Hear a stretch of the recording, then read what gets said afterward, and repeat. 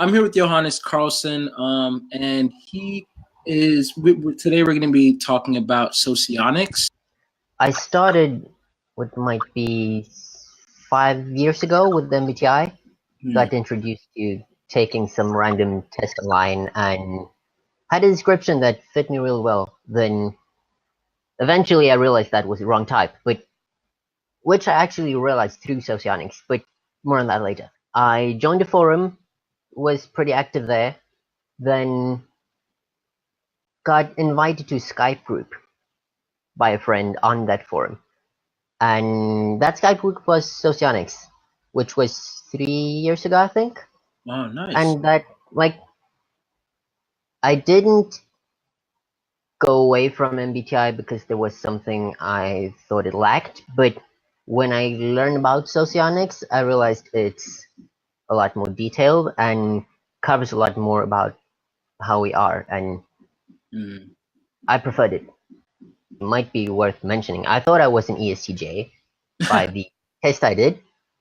Then through Socionics, realized that ENTJ is the better fit. What would you say are the main key differences between Socionics and MBTI? Because I know one big thing is that INFP in Socionics is really INFJ. And I understand the reasoning behind that now and everything, but can you unpack that and some other things that we may notice about Socionics that maybe other people are not as familiar with? Yeah, sure. I'd say that that's a minor detail in the difference, but it's a pretty important one to be aware of. When it comes to MBTI, the J and P comes from the first extroverted function, not the dominant function of the psyche. So an ISTJ is a J because of their TE, which is their secondary function. Jung described it as what he would say is a judging type or a rational type, in his words, is someone that leads with a judging or rational function, so thinking or feeling. Gotcha. And Socionics has the same thing. So the if an ISTJ, for example, that leads with SI and has secondary TE, that would be a perceiving or an irrational type because of their SI dominant. Some people say that it's the same system, just two different approaches. That's in the camp where I am. I think an ISTJ in MBTI is an ISTP in Socionics, which is the SETI. SITE, sorry. Or SLI or some other random names. We can go through them later. There's a lot of them. Might be worth clearing up. Then there's the idea that only the extroverted types can be translated directly. And the introverted types, because of the difference in how some of the functions are described, would either be translated as an ISTJ in MBTI would be an ISTJ in Socionics. So they switch the functions of the introverts. Or some people just say that it's two different systems and they can't be translated at all. When I first started looking into it and everything, the first thing that popped out to me, and you can correct me if I'm wrong, but it seems like it's very TI oriented, where it's very TI heavy. Yeah, that's what I thought. I was very lucky when I got into it because I had the Skype group of plenty of very knowledgeable people, way more knowledgeable than I am now, that taught me. Interesting, okay. Which helped a lot. Otherwise, it would take a lot longer to learn. The person that created it was an ENTP, which is obvious throughout the whole theory, and many of the later contributors, especially the major ones, are NTPs of some sort as well. So then if you were to state maybe three key, the three top key differences between Socionics and MBTI, because and then even why you had a proclivity to go into Socionics more. Because once you learn about MBTI, once you get past the dichotomies and you start studying about the functions and everything, then I believe that, it is still very helpful and everything. But what still makes you be not necessarily that you were against MBTI, but more like I like Socionics more, despite MBTI's dive into the cognitive functions. Like, is there a difference in how the functions are portrayed in Socionics versus MBTI? You know, pretty much just like stating like all of these distinctions and like why exactly would anybody want to not leave this tool, but like visit the other tool of Socionics and have a better understanding of both of them. MBTI is definitely still helpful. And I don't see myself as having left MBTI as a tool, but rather expanded it and, okay, I haven't expanded it and improved on it, but I think of Socionics as an expansion and improvement of it. One of the major differences, like you mentioned, is how they define the functions. Because most of the functions are sort of similar. They're sort of differently defined because one was developed in US and one was developed in what then was Soviet. So there's a cultural difference that shows very clearly in some cases. But the biggest difference, I think, is, well, like I said, rational, irrational compared to judging, perceiving. That's a big one. Even though it doesn't really mean the same thing, it has sort of the same characteristics. So that's a big one. But when it comes to functions specifically, especially SE and SI is different, which I think is really good because that's one thing I thought was lacking in MBTI even before I got to know Socionics, especially as in what I thought was ESTJ by then. I didn't relate to the SI function, obviously, since I'm an ENTJ, but right. The SI and SE functions never really made sense to me. From an MBTI standpoint. From an MBTI standpoint, that is, yeah. From a Socionic standpoint, I think they do, but that's part of the reason why I prefer Socionics. Okay, Socionics is known for having not only the 8-function model, while MBTI has the 4-function model, but it seems like Socionics' 8-function model is not even really like a dominant, auxiliary, tertiary, but rather dominant and auxiliary, but then the 3rd function is like the 6th function or something like that.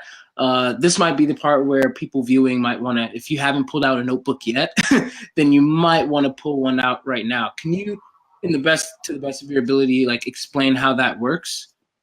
Yeah, I'm thinking if I should pull out a notebook and actually write it up so it's more visual. Socionics does have an 8-function stack, and that's one of the things that attracted me with it. It's not just 4 of the functions, and it actually explains how everyone uses all of the functions. There is one model in MBTI that does that as well, the BB shadow functions one. BB shadow. Oh yeah. But I'm more skeptical towards that because that model places all the shadow functions as negative. They come out in a negative sense, which isn't the case with my experience, and it's not the case in how Socionic puts it. Okay. But if we take the stack, it has 8 functions, and the first and second functions, they're easy. It's the dominant and auxiliary, or the creative function. The 3rd and the 4th one that's where things get complicated, because then it jumps to the super ego block. Socionics puts all the functions into 4 blocks. Okay. And the third and fourth function are the super ego block, which is for an ENTJ, the 3rd function would be FE, and the 4th function would be SI. Interesting. While in MBTI, the 3rd function is SE, and the 4th function. For an ENTJ, SE and FI still holds the same meaning, in a sense, sort of the same meaning in MBTI as it does in Socionics. It's just that the numbers are thrown around. Okay, so pretty much like the same power as you will, like In a depending, sense, not really yes. dependent on the position. So even though Fi might be like in a later number, it's still more powerful than a function that could come before it in number. When you're looking at socionics, is that what you're Yeah, saying? Okay. exactly. The eighth function, the absolute last one, Mm, is one of the two most powerful. For example, this is something I love about socionics. By the way, it has different ways of explaining every single detail about a stack or a type or the relationship between two different functions or how two different things work together in a sense that MBTI doesn't. MBTI officially doesn't really use anything, but mm, MBTI Online often use the Kiersey temperaments. mm. That's just one way of categorizing them. Right. Like But one of them is the quadras, for example, right? yeah, That's quadrants. actually my favorite way of grouping them. And for those of you who don't know, quadras are pretty much types that have the same functions. So my quadra, for example, is the beta quadra, which is composed of the ENFJ and the INFJ and the ESTP and the ISTP. They all four have the same functions. Alpha is SFJ NTP, beta is NFJ STP, gamma is NTJ SFP, and then delta is NFP STJ. We can finish up blocks. Blocks. Okay. There are 4 blocks. The ego block, which is the two first functions in the two first functions in the MBTI stack. So for an ENTJ, it would be TE and NI, and this is the ego of the type. It's natural for them. It's easy. They enjoy doing it. Things like that. Mhm. Then we have the superego block, which is FE and SI for an ENTJ, and this is the weak hated part of the that's the type of information I don't want to associate myself with. Mm. It's FE to a lesser extent, but it's pretty much things that it's weak, and I know it's weak, but I I can't really improve on it. I can, but that's a detail for another time. Yeah. Next in the stack comes the super id block. That is the tertiary and inferior function. Those are interesting in comparison to MBTI, because in MBTI they're often seen as negative, Mm. like it's a weakness that we often avoid. But in Socionics, it's still a weakness. They're among our weakest functions, but we value them highly. The tertiary function is something that energizes us, and it's activating. It's called the mobilizing functions. That's it. It pulls us into movement in a sense. Okay. Got it. And the inferior functions. BB sort of covers this as he talks about the inferior functions as the anima, Mhm. which is the part of us that we're attracted to it, but it's not us. In Socionics, this is definitely the case. We want help with the inferior function Mm. because it's important to us as it still covers the same side as our dominant function, like the axis. I don't like the word axis, but it's on the same axis as our dominant function, but we can't handle it ourselves, so we Got, want help with it. got you. Got you. Id block. Sorry, this is where it gets interesting. It's strong functions. For an ENTJ, it's NE and TI, but we don't value them. They're unconscious, Mhm. and the when it comes to information of NE and TI for me, I often see it as less important and something that I don't want to spend my time focusing on. But especially with NE, as it's the strongest of them, it's an passive part of our psyche in a sense. It's always there and always running. Well, then, just to switch gears, do you mind explaining the quadras, like how, like what they are, and then how they migrate? Like, yeah, how, like, why they are in that order? So the quadras can be described as age in a sense. Okay. The alpha often has a mentality of, it's a lighter attitude of things. It's a free flow of information. It's anyone can talk to anyone. Anyone can learn from anyone. Free flow of information and emotions, light, sort of similar to a child's attitude to things. Then it's the beta.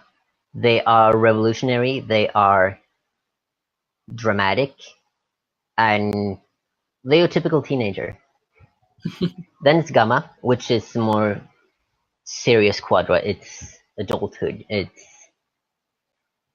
a lot about business and like making things efficient, making them work. It might not sound like that when it has SFPs in them, but it's still a concern for if things are gonna work. How are they gonna work? How do we do this? Very business minded. Even though they're not technically always in business, they have a business mind to things. And there is Delta, which is the retirement, which might also sound counterintuitive when we think of ENFPs, but it's a stabilizing quadra. It's not concerned with the business, it's settling down in a sense. When I think of an idealized Delta situations, it's retirement, going around from the hectic life of working and settling down, being in more calm lifestyle in a sense. So society starts as Alpha Quadra, which is, I liken it to the democracy of Athens. It's very much anyone can talk to anyone, anyone can discuss anything. It's a free flow of ideas. It's quick, it's moving, and it's inventing new ideas. How do we do things? How do we organize this? How do we systemize it? They don't apply it. That's not alpha, but they come up with the ideas. Then comes beta, which is revolutionary, dramatic, applies systems. It organizes society, so it's not as free flowing and it goes from anarchy to, I often use either the medieval Europe or Sparta to describe it. Both of those fits well, but for kind of different reasons. Sparta has the hierarchy and the in-group nature of the Beta Quadra. And the medieval Europe style, it's hierarchy as well, but it's hierarchy in a kind of different way, if that makes sense. Okay, yeah. Then comes the Gamma Quadra, which reintroduces democracy. It's the American dream. That is Gamma. Because it's every man what they can do for themselves. If I can build something, I should build something. Everyone carves out their own empire, in a sense. It's very individualistic, which is where Delta comes up and takes over. It's tired of the individualistic, cutthroat nature of Gamma, always trying to fuel their ambition and get ahead. So Delta comes from that and comes with a more humanitarian look of things. It takes care of people. It creates the opportunity for everyone to test their wings, to realize their potential without having to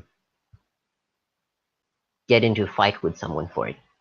Gotcha. Not necessarily a physical one, but Gamma is very much, there might be a fight for it, but there will be a fight. So That's not a problem for them. Hmm. That's the two reasons for why quadras are ordered in the way they are. Okay. Or it's just randomly picked. So clearly, as you all can see, like there's just so much to Socionics that you can pretty much glean from all of what was said. Johannes actually has a blog site where he explains all of these things in depth. We're going to try and post it in the comments section. And I would heavily encourage you guys to go check it out. That's actually where I've been learning a lot of my stuff. I've also watched Michael Pierce's video on the Quadras. He explains that also very well. But yeah, there's just, as you can see, like many differences between Socionics and MBTI, but then also, just as like Johannes said earlier, it's a way to more better expand your view on the functions, on how types pretty much like come about. Not necessarily that one is right and one is wrong and that you have to discard one or the other, but more is like it gives you a more holistic view of the bigger picture. Thanks again for featuring on this live stream today and being able to distinguish these differences. If you guys have any other questions, then be sure to leave them and write Johannes as well, and he'll be happy to answer them for you. Yeah, definitely. I'm always happy to discuss it on Twitter. Yeah. I love this. It's fun. Awesome.